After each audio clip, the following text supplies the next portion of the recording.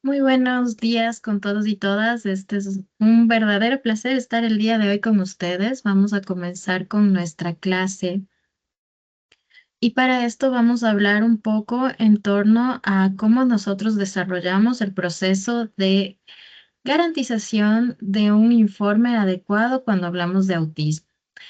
Una de las cosas que nosotros debemos tomar en cuenta siempre es que al hablar de autismo vamos a tener muchas características. Permítanme un momento, vamos a ver si ustedes están viendo mi pantalla. Vamos a hablar entonces de la argumentación clínica y cómo vamos a hacer la defensa de dicho informe. Cuando nosotros hablamos de un informe neuropsicológico, estamos hablando realmente de lo que significa crear un documento científico basado en evidencia, con comprobación científica y recomprobación científica que está evaluado usualmente y elaborado por psicólogos con formación en neuropsicología clínica o del aprendizaje, de acuerdo a las necesidades en donde se va a enfrentar dicho informe. En el ámbito clínico, nosotros tenemos una parte que es la historia clínica única según la Ley Orgánica de la Salud Mental, de la Salud en el Acuerdo MSP 115-2021. Y cuando hablamos de un ámbito pericial, este informe se convierte en un informe pericial al momento de desarrollarlo dentro del Código Orgánico General de Procesos y la normativa del Consejo de la Judicatura. Cuando nosotros tenemos este informe neuropsicológico, este informe va a buscar representar toda la caracterización de un informe basado en evidencia que busca responder a las preguntas para variantes periciales como la parte laboral, la parte social, la parte de desarrollo de las funciones, en donde nosotros podemos declarar la habilidad o la inhabilidad o el riesgo de simulación de una persona. Dentro de esto, nosotros vamos a ver que no hay un sustento legal al que deben apegarse todos los informes neuropsicológicos en el Ecuador. Sin embargo, nosotros vamos a encontrar que existe una estructura mínima con algunos aspectos generales. Lo primero, creo que lo más importante es que todos deben tener esta hoja maravillosa, que es la hoja donde nosotros tenemos la firma del acuerdo de confiabilidad o confidencialidad y el consentimiento informado, en donde vamos a explicar los fines clínicos o periciales, en donde se reconoce que se han sido explicadas las condiciones de la atención neuropsicológica y que se ha informado los datos como lo que serán tratados con absoluta confidencialidad y que se pueda romper este acuerdo de confidencialidad en beneficio y la protección de la vida y la integridad del paciente, así como cuando existe la posibilidad de daños a terceros o por autorización explícita del paciente. Ahí vamos a tener además un requerimiento mínimo y es que usted como psicólogo, neuropsicólogo, psicólogo clínico, está obligado a tener su registro psicológico en SENACID, que es su título, y además estar validado para hacer evaluación neuropsicológica, psicológica clínica, psicodiagnóstica en el ACCES, que es la Agencia de Aseguramiento de la Calidad de los Servicios de la Salud y la Medicina Prepagada del Ecuador. Luego de esto, usted tiene que tomar en cuenta que las pruebas que usted utilice para su informe estén debidamente sustentadas. Y esto quiere decir algo muy importante porque las pruebas con validez y confiabilidad son aquellas pruebas que tienen un mayor acercamiento a la población latinoamericana y ecuatoriana. Entonces, dentro del informe, usted va a sustentar las respuestas con los baremos de estas pruebas que deben estar acoplados a nuestra localidad o a nuestro lugar de trabajo y de desempeño. Debemos tomar en cuenta que hay limitaciones y alcances que debemos darnos cuenta e informar dentro de este informe, donde hay que señalar que esto es un recurso presuntivo. Y esto es importante hacerlo porque cuando nosotros nos preguntan a nosotros cómo es el proceso de seguimiento, es que Miren, no es lo mismo evaluar una persona hoy y luego de 10 años. Los conocimientos, las habilidades, el desarrollo, la sabiduría de esta persona va a cambiar. Podría empobrecerse o mejorar. Entonces, las limitaciones y los alcances también son contextuales, culturales, de tiempo y de espacio. Dentro de esto, nosotros nos vamos a dar cuenta que hay un reglamento general de la Ley Orgánica de Salud Mental emitida en el 2024 que dice del secreto profesional y la confidencialidad. En su artículo 50 nos señala que en la atención de salud mental hay un secreto profesional y hay una confidencialidad y que todos los profesionales relacionados con la salud mental mantienen el secreto profesional y la confidencialidad apegados a lo establecido por la ley. La Autoridad Sanitaria Nacional, en coordinación con las instituciones del Sistema Nacional de Salud, van a desarrollar los protocolos necesarios que regulen todo lo relacionado con este secreto profesional y esta confidencialidad en todas las atenciones, ya sea virtual, telemática, presencial, híbrida, observando lo establecido en la Constitución de la República, la ley y la materia. Para los casos en los que se requiere información del paciente, los profesionales deberán atenerse a lo establecido por la normativa, que es el consentimiento informado. Cuando nosotros tenemos esto, vamos a tener un sustento técnico-legal para elaborar los documentos y las gestiones pertinentes en sus funciones como profesional de acuerdo al público que lo demande. En el campo legal, el informe neuropsicológico debe tener relevancia, tanto puede ser solicitado por el denunciante como por el denunciado. Y además de esto, puede ser como la defensa o que el propio juez lo motive. Dentro de ello tenemos como algunos lineamientos operativos para los psicólogos y psiquiatras en los 3 niveles de atención. La diferencia será únicamente el motivo clínico y no solo el adecuado cuidado del paciente. Entonces, primero, los motivos legales para hacer esta evaluación podrían ser asignar ayudas, compensaciones económicas en caso de lesiones o accidentes, valorar la capacidad del individuo para gestionar aspectos relevantes de su vida, evaluar, por ejemplo, la capacidad de la incorporación o reincorporación a un mundo laboral o determinar la imputabilidad o la responsabilidad en casos de una conducta criminal.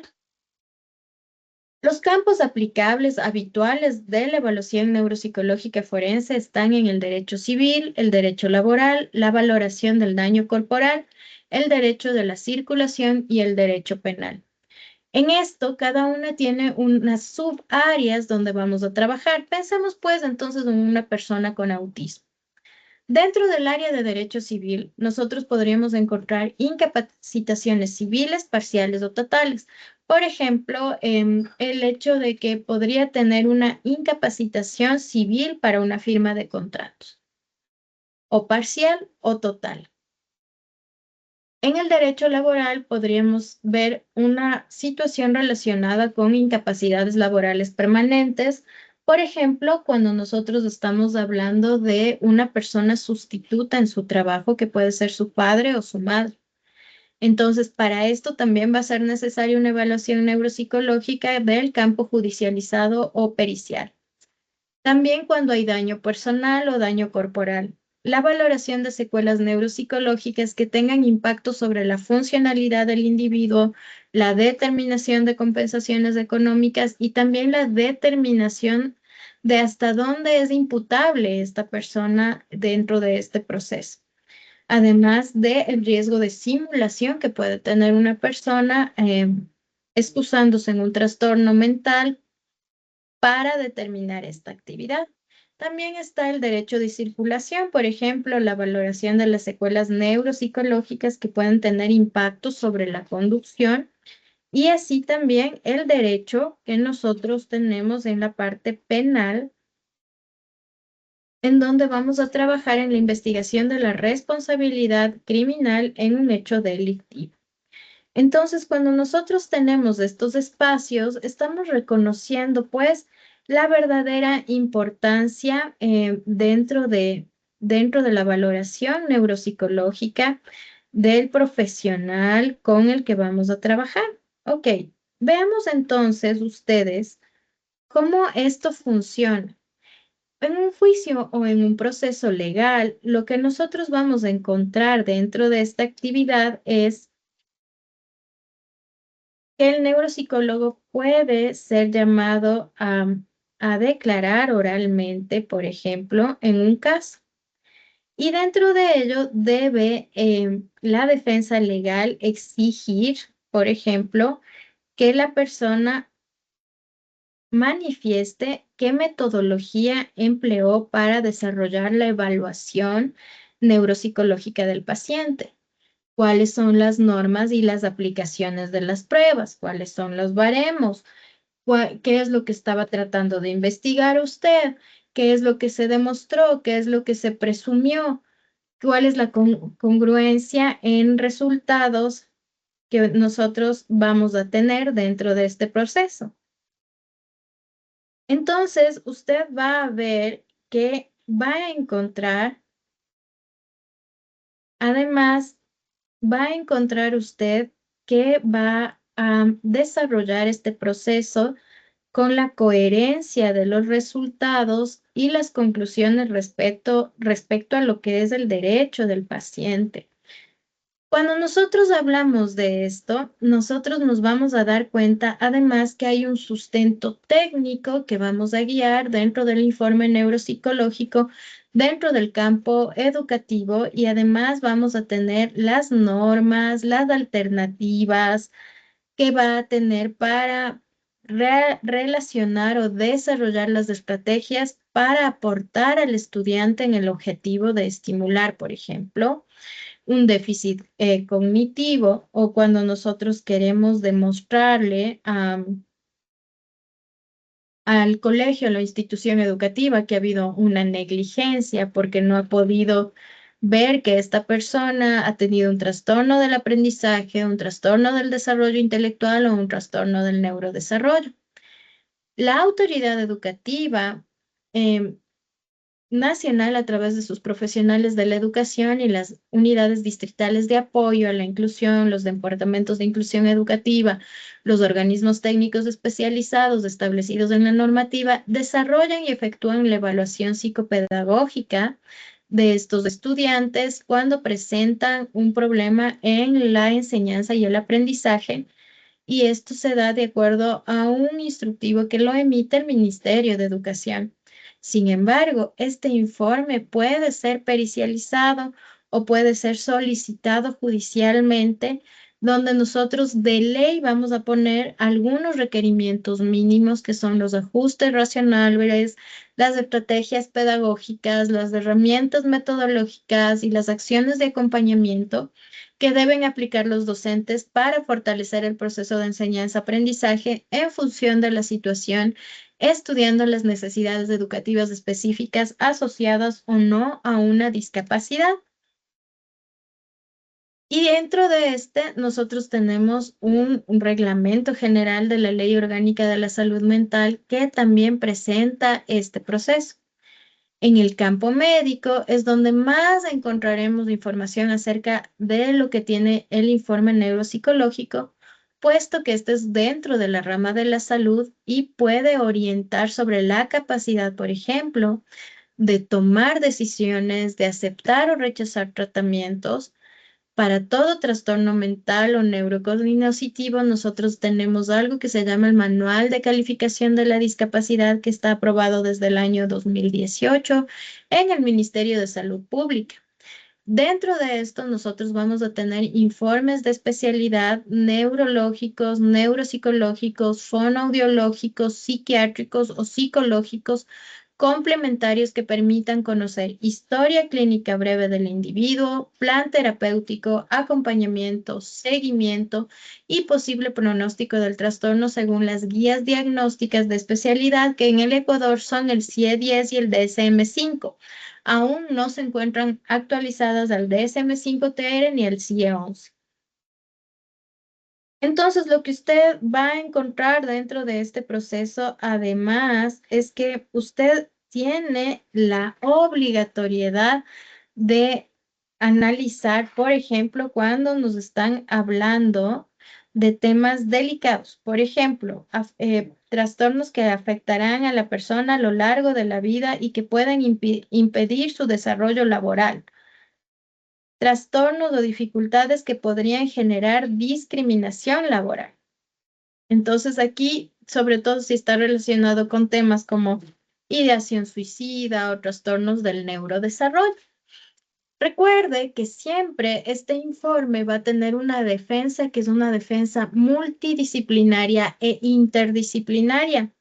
En el ámbito legal, si se presentase como una prueba, debe cumplir con los requisitos de cadena de custodia, firma profesional, debe ser predecible y defendible dentro de un careo pericial, y la defensa podría solicitar la implicancia de jueces, médicos legistas, peritos forenses, psicólogos clínicos, neuropsicólogos.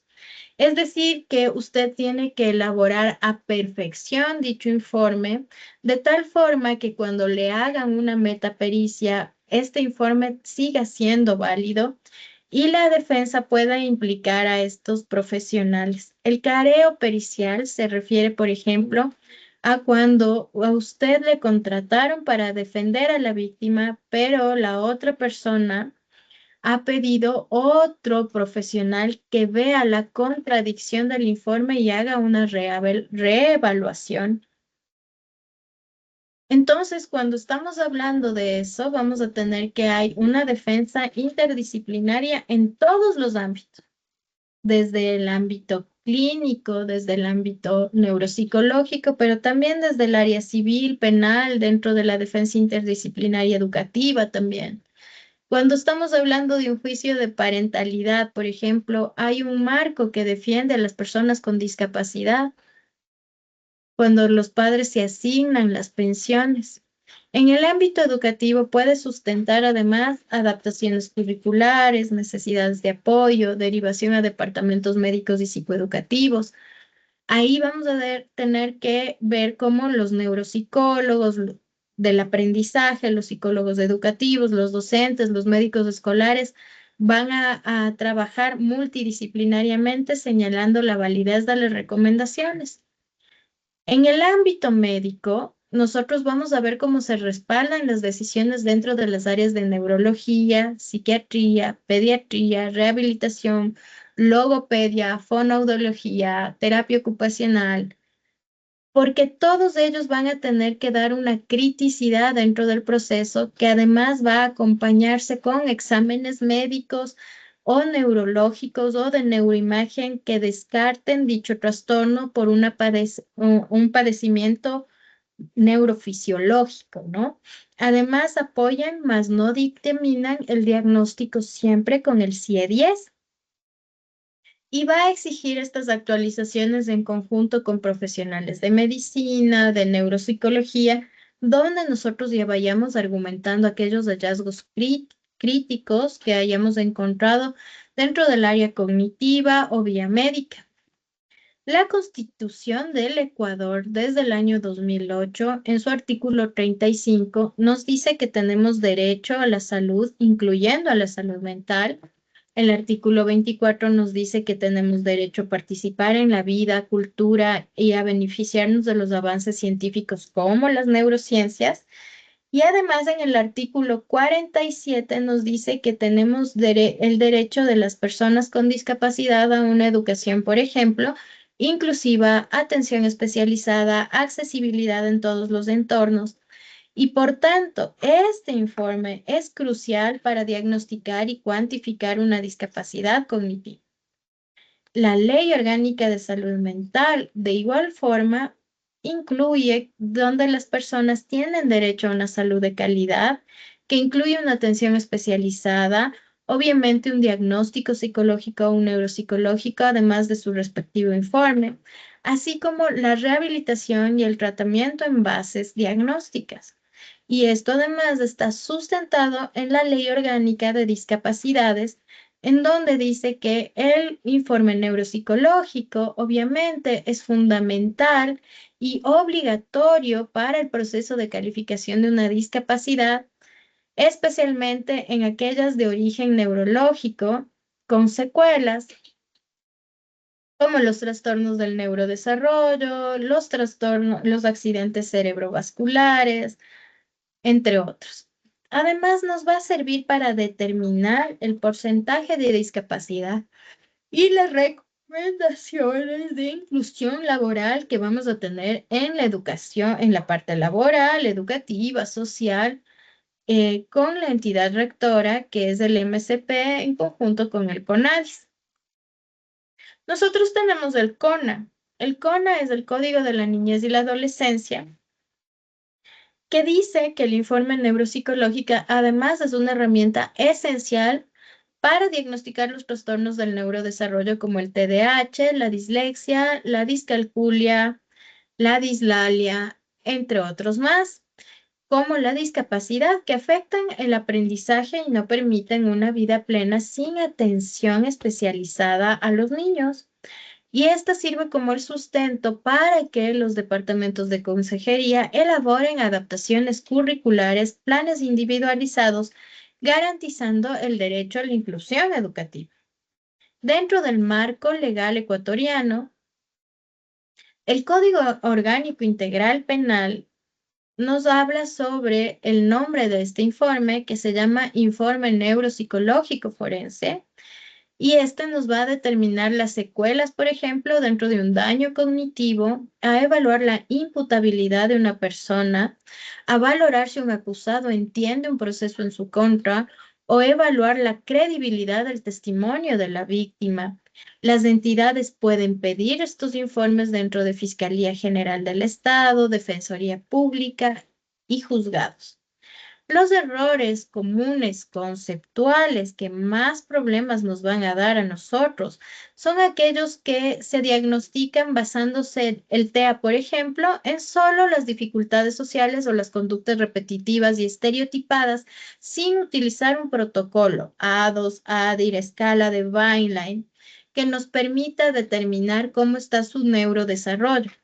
Ignorar además que, por ejemplo, una persona con autismo pueda tener otro tipo de comorbilidades como trastornos con TDAH, ansiedad, depresión, sueño, epilepsia. Piensan pues que solo es un trastorno que puede acompañar al paciente, lo cual no es cierto, y tendremos que hilar más fino cuando estamos hablando de este tipo de procesos. Además, debemos reportar un déficit neuropsicológico no especificado, por ejemplo, un problema de déficit en las funciones ejecutivas, pero ¿cuál es? ¿De qué se trata? ¿Cómo está especificado? O no contextualizar las puntuaciones. Por ejemplo, un informe neuropsicológico no puede ir si no tiene un componente de coeficiente intelectual. Y no podemos basarnos solo en reactivos psicométricos e ignorar los reportes de la comunidad como padres, maestros y cuidadores en las observaciones dentro de los entornos sociales. También vamos a tener errores comunes en la redacción como el lenguaje excesivamente técnico y poco accesible. Por ejemplo, si nosotros decimos una disfunción dorsolateral prefrontal sin explicar qué significa en la vida del niño, no funciona este informe. Hay que redactar el informe destacando solamente lo que la persona no puede hacer, es decir, es crucial incluir la sección de las fortalezas. En qué sí puede desempeñarse, qué puede hacer, en qué puede avanzar. También es importante que usted en el informe neuropsicológico haga su estudio correlacional en donde conecta los hallazgos de las pruebas con explicaciones coherentes al perfil de la persona. No me sirve la evaluación independiente, sino correlacionada de las test y baterías. Y debemos aprender que no solo se recomienda vagamente, necesita terapia del lenguaje, necesita mejorar habilidades sociales y necesita mejorar la comunicación. No está bien. Se recomienda al paciente asistir a terapia de lenguaje al menos 3 veces a la semana para desarrollar las competencias en los fonemas R y F. Entonces, estas son las formas más comunes, por ejemplo, que vamos a encontrar de dificultades al hablar de estos procesos. También vamos a encontrar errores como errores comunes, por ejemplo, sin explicación previa. Muchas personas utilizan test no adecuados para la edad porque no tienen el acceso financiero a tener test de alta calidad de acuerdo a las edades y al tipo de discapacidades. Por ejemplo, he visto a muchas personas utilizar la escala de Wechsler normal en personas no verbales, generando grandes desafíos en la intelectualidad que no corresponden a su realidad. Usar pruebas inadecuadas para la edad o el nivel de comunicación es una falla muy fuerte. No utilizar instrumentos TEA como ADIR, A2, Vaina, MChat con un protocolo completo podría deslegitimar su informe. Al no evaluar el perfil sensorial, por ejemplo, hipersensibilidad o hiposensibilidad, ya generaríamos dificultades en el informe. O interpretar literalmente las puntuaciones de los test como un puntaje bajo no siempre es un déficit cognitivo, porque recuerde que usted necesita hacer 5 evaluaciones continuas cada 6 meses durante 2 años y medio para hacer un diagnóstico de discapacidad intelectual. Entonces, por ejemplo, este es alguno de los errores más comunes. Y también el hecho de desvincular las recomendaciones del perfil. Es decir, como muchos colegios dicen sí, pero lo que recomiendan no es aplicable a la institución y nosotros tenemos que aplicarlo dentro del contexto o no dirigirlo, por ejemplo, a la parte escolar, social, adaptativa, familiar, personal y clínica. Mire, son 5 espacios en donde usted debe dar la recomendación y no es solo una recomendación general. Además, ignorar el pronóstico y las necesidades a largo plazo. Este es un tema que requiere como mayor profundización y es que nosotros no podemos explicar lo que puede suceder en la próxima fase del desarrollo vital, pero podemos explicarles oralmente cómo prevenir que otras cosas sucedan. Cuando nosotros tenemos un sustento técnico y legal, vamos a hablar también de la información bibliográfica con la que vamos a presentar. Ardila, Del Barrio, Noreña, Tostoli, todos van a tener como un informe y un ejemplo muy bueno de cómo desarrollar este informe. Y te invito a visitar estas direcciones web donde vas a encontrar cómo realizar el informe neuropsicológico de una manera más efectiva. Entonces, chicos, ¿qué hemos aprendido el día de hoy? Yo creo que una de las cosas que hemos aprendido el día de hoy es que este informe, que es un informe pronóstico, nos puede permitir argumentar legalmente, pero debemos reconocer que no porque nos hayan pedido un informe, este va a ser el único que se presente. Trate de utilizarlo con pruebas originales basadas en evidencia, con baremos latinoamericanos que se acerquen dentro de nuestro contexto para que esto no sea deslegitimado en una función judicial.